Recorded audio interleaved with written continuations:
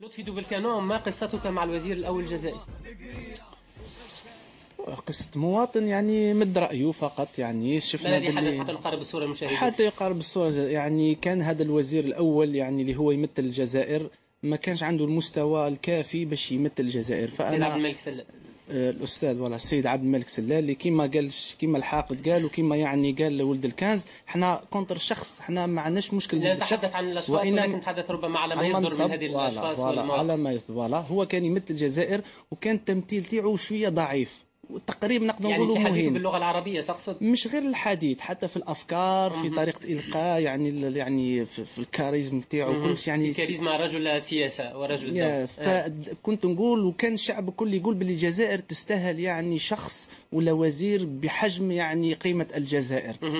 فوالا دونك سي بور سا، لهذا انا درت اغنيه ننتقد فيها يعني اعمال هذا الشخص دون ان اسب يعني هو ولا العائله تاعو، يعني في نطاق محترم على اساس انه مواطن انتقد وزير. وكالعاده كيما ولد الكنز ولا كيما الحاقد ولا كيما اي رابور، طبعا الناس اللي ما يعجبهاش النقد تقوم كيما نقولوا لست رد ممنوع من فعل. دخول الجزائر؟ رسميا لا، لست ممنوع، وانما كيف قلت لك يعني قبل قليل، كل حكومه عندها طريقتها في التعامل مع القضيه.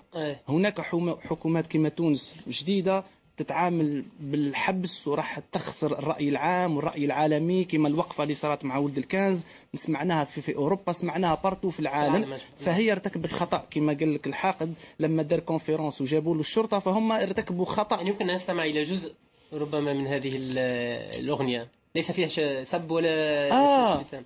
والله نسيتها تلمو، أنا كي غنيتها ما أي كنتش. مقطع، أي مقطع من أي أغنية ربما. والله يعني والله صدقني غير نسيت، أنا كتبتها أغنية أخرى معليش، أي مقطع من أي لا أنا أغنية قلت له هو أصلا الوزير تاعنا للأسف كان يقول باللي ربي سبحانه، هذا هو نقطة الانطلاق، قال باللي ربي سبحانه راهو يعز فينا بلي جمال، وهذه في حق الإله في الدين الإسلامي انتهاك لحرمة والقداسة الإلهية، تما لا يجوز يعني تشبيه وتجسيد الإله سبحانه وتعالى.